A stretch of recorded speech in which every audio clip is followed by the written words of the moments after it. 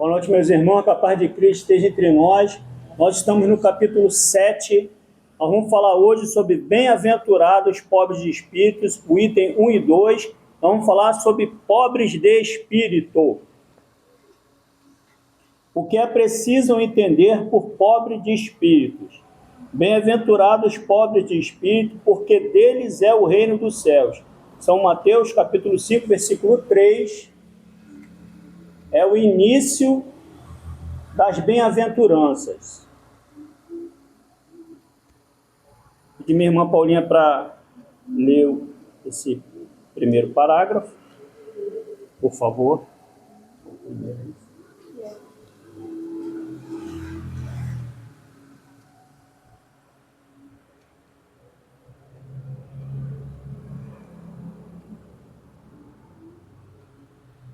O que é preciso entender por pobres de espírito. 1. Bem-aventurados pobres de espírito, porque deles é o reino dos céus. São Mateus, capítulo 25, versículo 3. 2.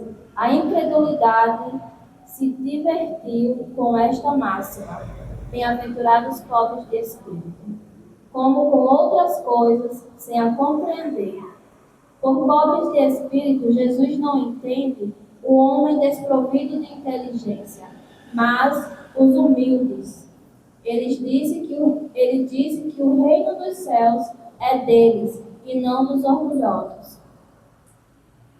Com essa afirmação, ela tem uma dificuldade linguística por causa da forma como é construída a palavra. No nosso dia a dia, nós nos referimos muitas das vezes a pobre de espírito como sendo uma pessoa desprovida de inteligência, como sendo uma pessoa, vamos dizer assim, um espírito atrasado, quando na realidade esse bem-aventurados, os pobres de espírito, o bem-aventurados, a gente pode entender como felizes. E pobres de espírito são aqueles que têm um espírito que é desprovido de orgulho, egoísmo, vaidades. Então, essa pobreza, ela se refere àquilo que é negativo na construção de um ser humano. Deu para entender essa primeira parte? E essa confusão que se faz com relação à linguística é porque a gente tem o hebraico, o aramaico e o grego. Temos um espaço de 400 anos entre o Antigo Testamento e o Novo Testamento. Mas não vamos entrar nisso, porque senão nosso tempo não favorece. Então, leia o segundo parágrafo, por favor. Os homens de ciência e de espírito, segundo o mundo, têm geralmente tão alta consideração de si mesmos e de sua superioridade, que olham as coisas divinas como indignas de sua atenção. Seus olhares, concentrados sobre sua pessoa, não podem se elevar até Deus. Essa tendência a se crer acima de tudo não os leva, senão, muito frequentemente, a negar o que, estando-lhes acima, poderia rebaixá-los, e a negar mesmo a divindade, ou se consentem em admiti-la, contestam-lhe um dos seus mais belos atributos. Sua ação providencial sobre as coisas deste mundo, persuadidos de que só eles bastam para bem governá-lo. Tomando sua inteligência por medida da inteligência universal e se julgando aptos a tudo compreender, não podem crer nas possibilidades daquilo que não compreendem. Quando pronunciaram seu julgamento, tenham por inapelável. Por mais inteligente que seja um homem neste plano, a sua inteligência, que é finita, não é capaz de entender a inteligência de Deus. E o homem parte de um princípio, daquilo que ele vê no plano material, e ele estabelece regras sobre aquilo que Deus criou. Então ele faz as discussões e aí ele começa a encontrar contradições nas leis de Deus. Ele olha para as, vamos dizer assim, para as dores humanas desse plano e ele começa ali a dizer que isso ou aquilo está errado, porque a visão dele se estende somente àquilo que ele compreende nesse plano. Mas é necessário que ele tenha conhecimento do plano espiritual. Nas palavras de Cristo, não há nenhum tipo, vamos dizer assim, de negativa com relação à inteligência ou à ciência. Ele diz que o problema consiste no homem de inteligência, no homem de ciência, que estende seu conhecimento somente no plano material, somente nas coisas que estão aqui, palpáveis. Deu para compreender isso, pessoal? Mesmo porque não há nenhum tipo de negativa com relação ao saber, porque Sócrates, que foi lido aqui, o exórdio, Sócrates é precursor do Cristo. Sócrates foi um dos quais também fizeram a pavimentação para que a doutrina do Cristo, vamos dizer assim, né, que os ensinamentos do Cristo pudessem se espalhar por toda a humanidade. O favorecimento do grego, a língua, a cultura, junto com a estrutura de Roma, a estrutura física de estradas, isso tudo construiu um sistema para que o cristianismo pudesse se espalhar. Por isso que há esse espaço de 400 anos do Antigo Testamento para o Novo Testamento. Então vamos adiante, por favor. Se recusam a admitir um mundo invisível e um poder extra-humano, não é, entretanto, porque isso esteja acima de sua capacidade, mas porque seu orgulho se revolta com a ideia de uma coisa acima da qual não podem se colocar, e que os faria descer de seu pedestal. Por isso, eles não têm senão sorrisos de desdém por tudo que não é do mundo visível e tangível. Eles se atribuem muito de espírito e de ciência para crerem nessas coisas, segundo eles, boas para as pessoas simples, tendo aqueles que as levam a sério por pobres de espírito. Então vamos dizer assim, se você pegar a civilização mais poderosa, se você pegar o homem mais inteligente, o homem mais poderoso, os reinos mais poderosos, e colocar diante de toda a criação, você vai ver que eles vão ficar feitos formigas ou até microscópicos. Porque eles, na imensidão do que é toda a criação, mesmo esses homens mais poderosos, mesmo as civilizações mais avançadas, elas não estão no patamar da criação. Deu para entender isso, pessoal? Que fica bem pequeno quando você olha. É como se você, vamos dizer assim, se a gente fizesse uma analogia, é como se você pegasse um balde e tentasse esvaziar o mar. Você ia conseguir fazer isso? Com um balde e tirar água? Jamais, né? Então, essa é a comparação entre a criação, a sabedoria de Deus, que é a inteligência suprema e causa primária de todas as coisas, mediante a esses homens. E eu volto a dizer, não há nenhum problema com relação ao saber. O problema é quando esse saber se quer se colocar pela questão materialista em confronto às leis de Deus. Então vamos adiante, por favor. Entretanto, o que quer que digam, lhe será preciso entrar, como os outros, nesse mundo invisível que ridicularizam, quando seus olhos serão abertos e reconhecerão o seu erro. Mas Deus, que é justo, não pode receber na mesma categoria aquele que menosprezou seu poder e aquele que se submeteu humildemente às suas leis, nem os igualar. No momento do desencarne, todos nós vamos, quando a gente chega no plano espiritual, todos nós vamos prestar conta das nossas ações e de tudo aquilo que nós fizemos aqui. E, obviamente, aqueles homens que, principalmente os homens que detêm o conhecimento material, eles que se preocuparam em serem refratários aos ensinamentos de Deus, obviamente, eles não vão ter, vamos dizer assim, eles não vão estar no mesmo patamar daqueles homens que se submeteram às leis de Deus. Alguém já ouviu falar da parábola do rico e Lázaro? Alguém já ouviu falar? Parábola do rico e Lázaro? Pronto. O rico, já está dizendo, é rico, era um homem rico, e ambos desencarnam e chegam no plano espiritual. Lázaro era um morador de rua, né? Vamos dizer assim, uma pessoa desprovida de todo e qualquer bens materiais, e ele ainda tinha algumas ulcerações pela pele, ele tinha umas feridas e tudo, e até os cães ficavam ali com ele, lambendo ele e tudo, enfim. Lázaro, ele pedia, como é que se diz?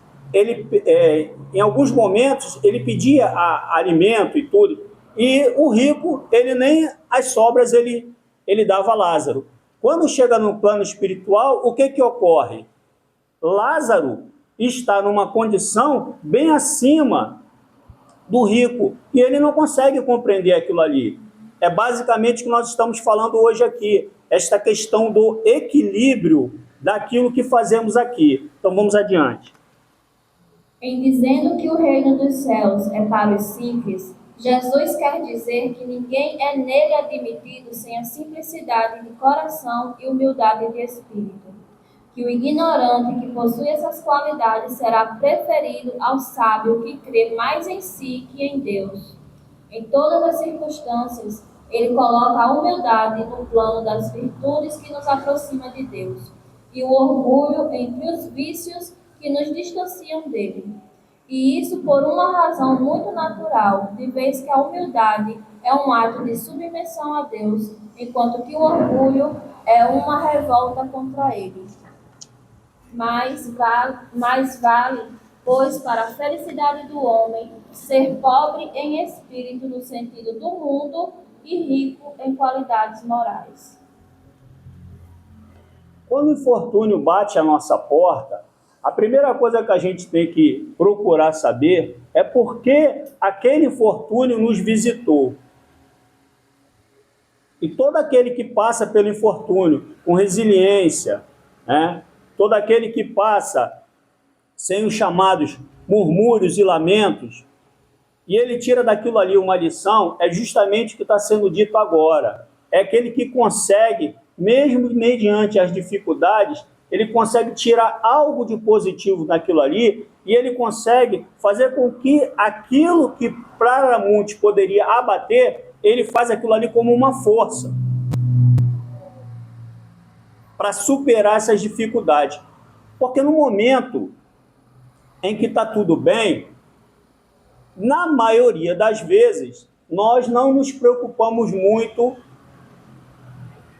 com as coisas de Deus.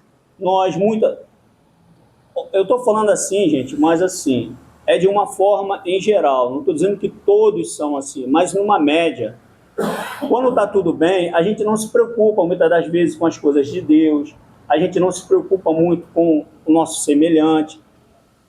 E é nesse momento que essa dor, ela vem como, vamos dizer assim, como algo que vai fazer com que nós possamos verdadeiramente refletir aquilo que está à nossa volta. A gente chega aqui com um propósito, né? Já falei isso aqui de outras vezes e vou falar novamente. Nós chegamos aqui com um propósito. E esse propósito vai estar atrelado a uma série de outras coisas. A gente não chega aqui a passeio. Nós não chegamos aqui a passeio. Nós chegamos aqui para fazer alguma coisa em prol de nós mesmos e do próximo. Quando Moisés está no deserto e que a sarça, que na verdade é um espinheiro, ela pega fogo e se manifesta ali, vamos dizer assim, se manifesta ali o poder de Deus. Se a gente parar para pensar, o espinheiro é uma das plantas mais, vamos dizer assim, mais, entre aspas, irrelevante. Ninguém vai pegar uma mudinha de espinheiro para botar em casa, não é isso? Geralmente a pessoa pega outro tipo de planta. Então, o espinheiro é meio que mais o poder de Deus se manifesta para Moisés no espinheiro. Primeiro, pela questão da servidão do Egito.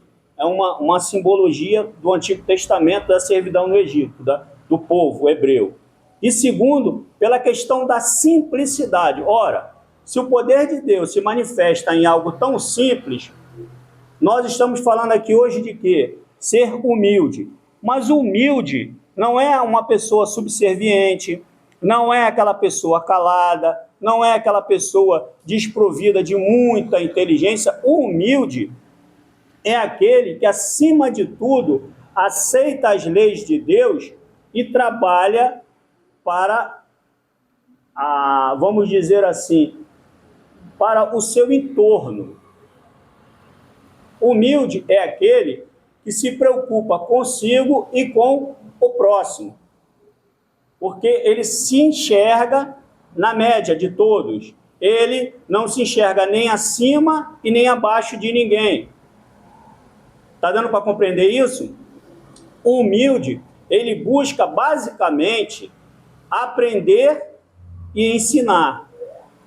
Uma pessoa com mais conhecimento que nós pode nos ensinar. Mas uma pessoa com menos conhecimento que a gente também pode ensinar. Porque a questão do conhecimento, ele não se restringe à cultura e nem tampouco às questões acadêmicas. Você ter o conhecimento, a própria vivência faz com que você adquira um conhecimento. Quem aqui já aconteceu de ir numa região afastada, vamos dizer assim, no interior, e conhecer uma pessoa lá, de você conversar com ela meia hora e você ficar assim, poxa, mas que visão que essa pessoa tem? Como é que essa pessoa tem essa percepção? Já aconteceu isso com alguém aqui?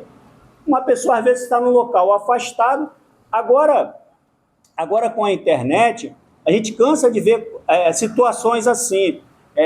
A gente tem eu não vou me lembrar agora exatamente o nome desse povo, mas eles têm uma engenharia tão assim, uma coisa que não foi estudado numa faculdade, numa universidade, mas eles têm uma engenharia tão grande para cultivar o mel, que a pessoa fica olhando assim, como é que eles conseguem fazer isso? Mas eles fazem. Isso daí é a questão da vivência, da observação. E muitas das vezes, nós, no nosso dia a dia corrido, a gente não para muito para observar algumas questões que estão à nossa volta. E às vezes, num local mais calmo, mais tranquilo, a gente consegue ter uma observação melhor do nosso entorno. Está dando para entender isso? Vou fazer uma pequena leitura aqui. Felizes são os humildes, porque deles serão o reino do céu. Vamos adiante. Todos nós podemos aprender e ensinar com quem sabe mais ou menos. Então, não há a necessidade de que, não quer dizer que uma pessoa que não tenha um grau intelectual ou uma formação menor que a nossa, que nós não podemos, não há a possibilidade de se aprender com aquela pessoa. Então vamos adiante. Já falei que o aprendizado não está na cultura acadêmica. Vamos lá. E aí, essa questão de humilde também não está no poder aquisitivo, tá? Existem pessoas que mesmo sem o poder aquisitivo, que a pessoa diz assim, olha para a pessoa não tem um poder aquisitivo. A pessoa, vamos dizer assim, ela não tem muitos recursos. Aí a pessoa classifica aquela pessoa como sendo humilde. Não é isso não, tá? O fato da pessoa não ter recursos não quer dizer que ela seja humilde. Mesmo porque nós sabemos que a questão da riqueza e da pobreza, entre aspas, ela é muito mais ligada a um processo da aprendizado da reencarnação, que se utiliza. Pegar como exemplo aqui, é possível que um homem que desprezou toda a sua riqueza, que ele empregou a sua riqueza em coisas para si e não pensou em ninguém, e daquela riqueza ali ele fez algo para, vamos dizer assim, para prejudicar as outras pessoas, é bem provável que ele possa vir numa próxima encarnação sendo pobre. Deu para entender isso? Então, a questão de ser humilde não está relacionado com o poder aquisitivo. A humildade é a mãe de todas as virtudes. Ou seja, para você desenvolver as outras virtudes, é necessário que você busque a humildade, porque ela é a mãe de todas as virtudes. A mãe, ou seja, é ela que gera, está dando para entender isso? É ela que gera as outras virtudes. Então vamos lá. Esses dias eu estava assistindo um estudo com o Haroldo Dutra, e ele falou uma coisa que eu fiquei muito impactado. Ele disse que muitas pessoas que conviveram com Chico Xavier se achavam mais inteligentes que Chico e até mais capazes que Chico. Muitas pessoas.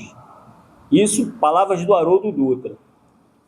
Ou seja, eles achavam que aquele estilo de vida do Chico e aquela forma com que ele lidava com as situações cotidianas, ele achava que aquilo ali era uma coisa muito simplória, que aquilo ali caracterizava uma pessoa de pouco conhecimento.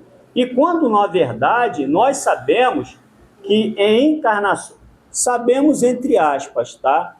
Que em encarnações pretéritas de Chico, ele, Dona Paulinha e Dona Marta pode falar, não é isso? De muita inteligência, não é isso?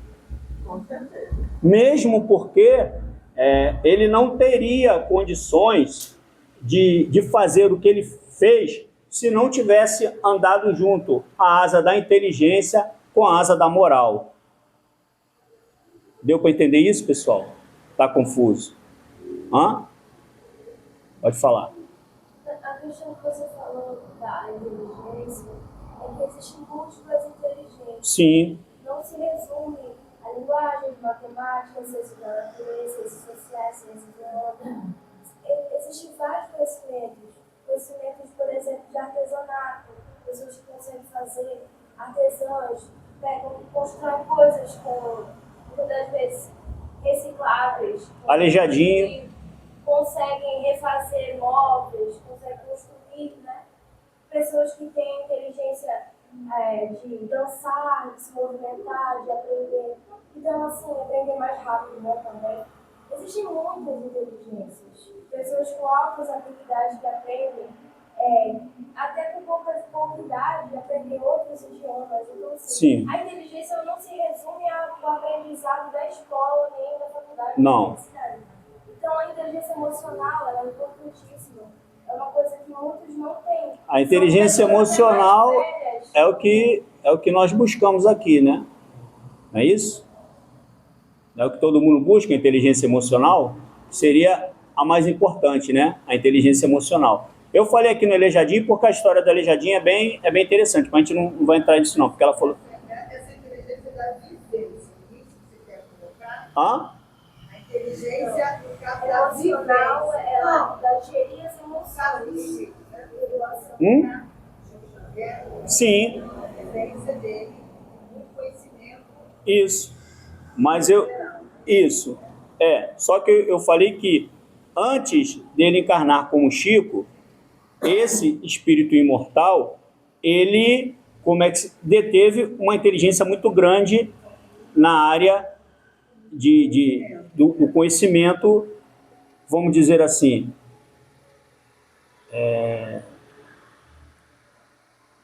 vamos colocar como o conhecimento humano do saber. Está dando para compreender isso, pessoal? Ele já veio com uma grande bagagem. Isso, pronto, Dona Marta. Dona Marta simplificou tudo. Ele veio com uma grande bagagem, mas para a obra que ele ia fazer, não se fazia necessário este conhecimento todo. Ficou melhor assim? Ficou, Paulinha? Que ele adquirisse esse conhecimento todo nessa encarnação atual. Porque o que ele já tinha como bagagem já iria abrir os caminhos para que... O alicerce para dar E nem continuidade ao necessitava trabalho de- que ele teria. necessitava do poder aquisitivo, né? Então, as pessoas que conviveram ali com o Chico, elas não compreenderam bem essa situação, né? Então, houve esse, vamos dizer assim, esse equívoco da parte dessas pessoas. E a questão da humildade, ela se faz muito importante porque até a humildade de pedir ajuda, que essa é uma das que eu acho melhores. É na hora que você percebe que você não consegue lidar com certas situações e você pede ajuda. Porque há várias pessoas que deixam de pedir ajuda e acabam entrando em situações difíceis, né? E a gente não vai seguir por aí. Mas a humildade de pedir ajuda. Tem uma frase que as pessoas costumam dizer que diz assim, cada um que pega a sua cruz e carregue. Não é real isso. Porque o próprio Cristo teve quem ajudasse ele. Ainda que quem foi lá ajudar foi obrigado. Porque os soldados lá, o romano, obrigou ele lá a ajudar a Cristo.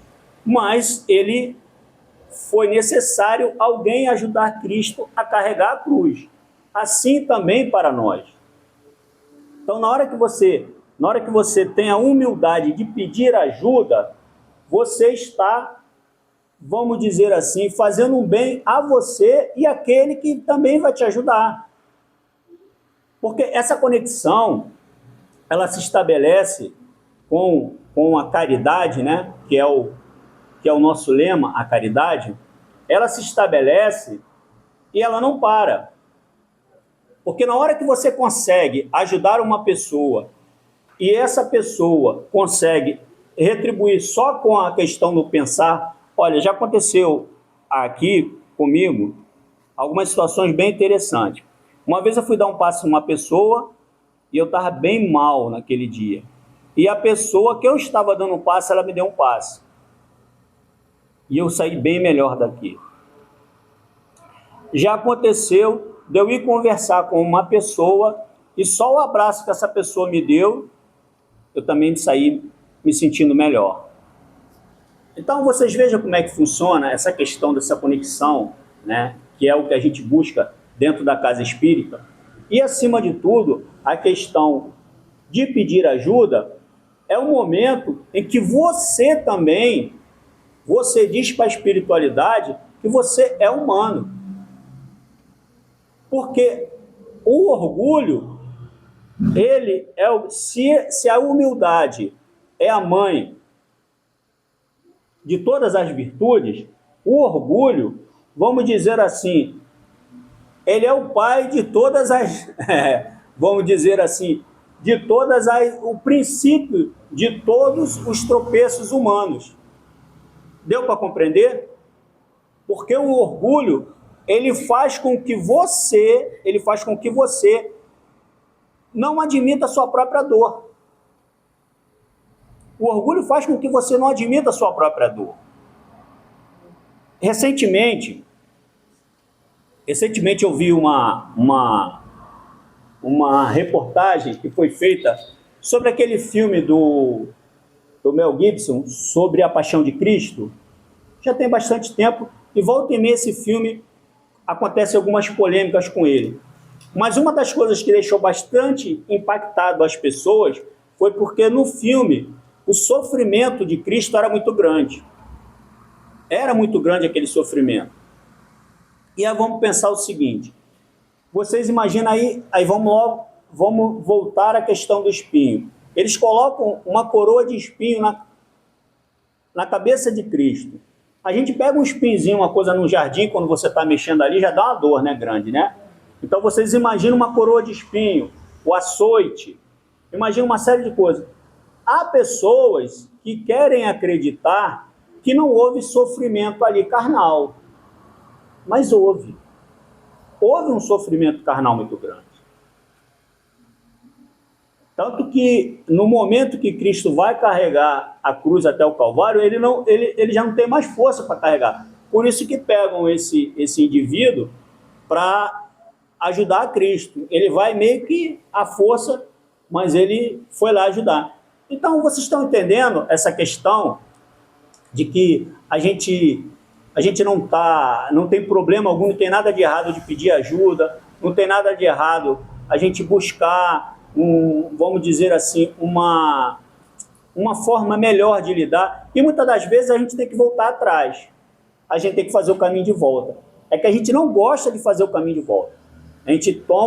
Nós tomamos uma atitude com relação a uma situação, a gente está vendo que está errado, que não está dando certo, mas o orgulho faz com que a gente continue naquela direção, mesmo sofrendo. Então, a gente tem que aprender a fazer o caminho de volta, aprender a pedir ajuda e aprender, sobretudo, que no momento em que você busca ajuda, se você bater na porta, ela vai abrir.